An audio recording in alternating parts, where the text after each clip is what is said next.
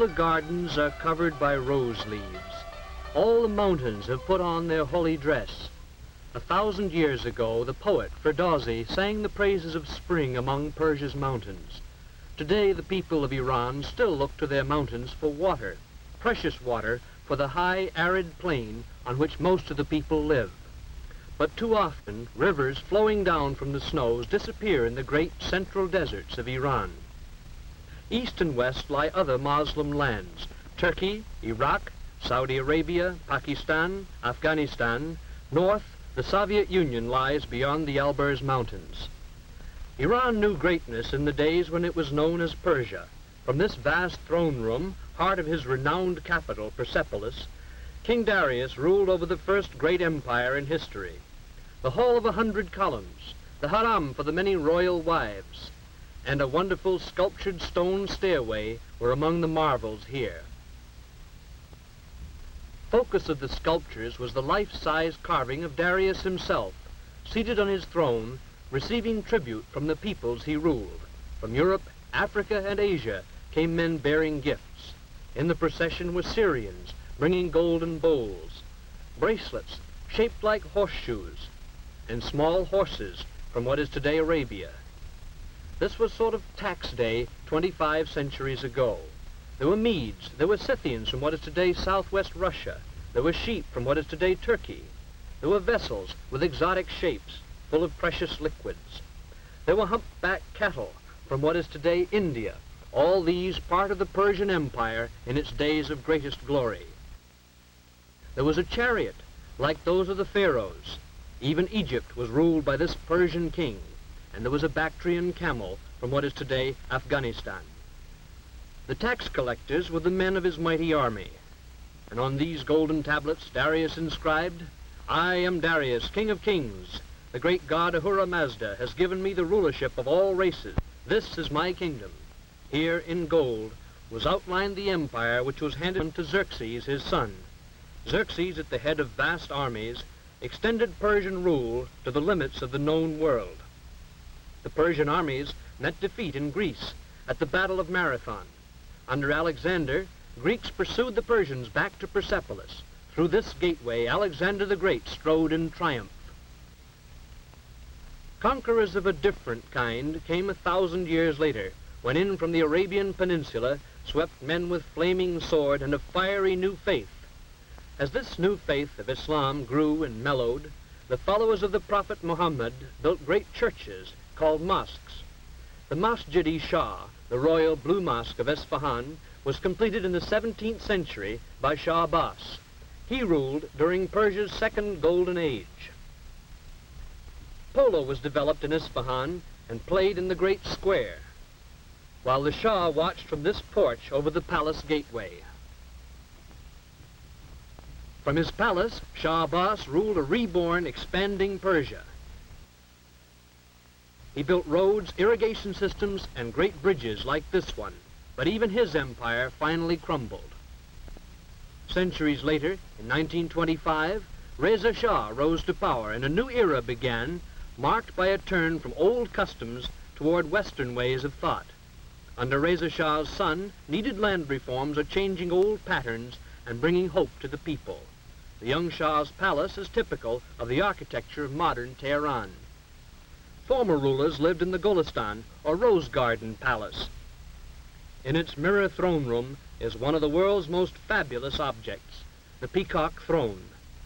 This golden seat of state was designed so that its occupant sat cross-legged with his back against a bolster crusted with pearls and rubies in gold settings. Built for the great Mughal of India, it was captured by Nadir Shah and brought to Persia 200 years ago. Above is the jeweled peacock from which the throne gets its name. Tehran is the capital of Iran, located in the north with the Alborz Mountains in the background. Tehran is a modern city with roots in the past.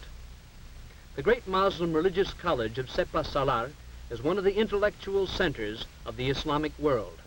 These young men are studying to become mullahs, religious leaders. Their tranquil cloisters contrast with the busy life of the city. A woman wearing the enveloping chador is a reminder that even here in this modern city are strong links with Eastern tradition. New buildings and modern apartments are among the visible signs of progress in Tehran. At their national university, young Iranians, with a growing spirit of national pride, are becoming the doctors, teachers, engineers, and leaders of the future. Isfahan is the art and craft center of Iran, as it was in the days of Shah Abbas, when her people boasted, "Isfahan is half the world." Much of the imperial splendor survives, and in the bazaar, the ancient crafts, like coppersmithing, continue little changed. Modern machinery has come to Iran, but it still is far less difficult to hire a skilled hand craftsman by the day than to find capital to buy an imported machine to do his job. The hands of Isfahan craftsmen turn with special skill to the creation of fine articles of silver. Machinery will never be able to replace artist craftsmen like these silversmiths. Their skill is not easily acquired. For 50 years, these hands have guided tiny chisels, none over a tenth the size of a finger. With never-ending taps of his hammer, one of the world's great silver masters, Mohammad Zufan, creates things of lasting loveliness. This small case is ornamented with figures of legendary heroes, hunting lions in a scene from a Persia of long ago. The shop windows of Isfahan display other traditional arts. Here are miniature paintings. Themes used today are little changed from those of the time of the great Shah Abbas, and the technique is also little changed. Men sit all day, seeming scarcely to move a muscle. His brush, 3 camel hairs, and this is some of the work he does.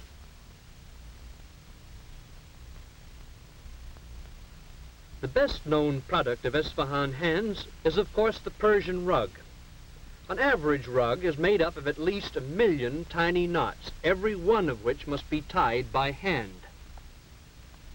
The knots make the woolen tufts or pile of the rug. The warp or foundation of the rug consists of cotton threads wound between large wooden rollers.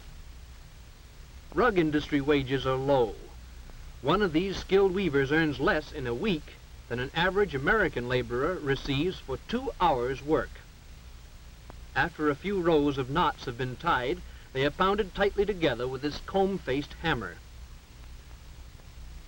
Children's tiny hands tie the smallest knots of the most delicate designs, although employment of children in rug factories is discouraged by new labor laws.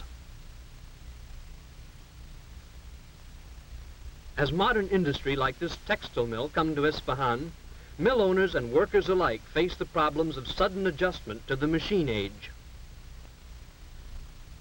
Shiraz is the capital of the province of Fars, from which Persia took its name.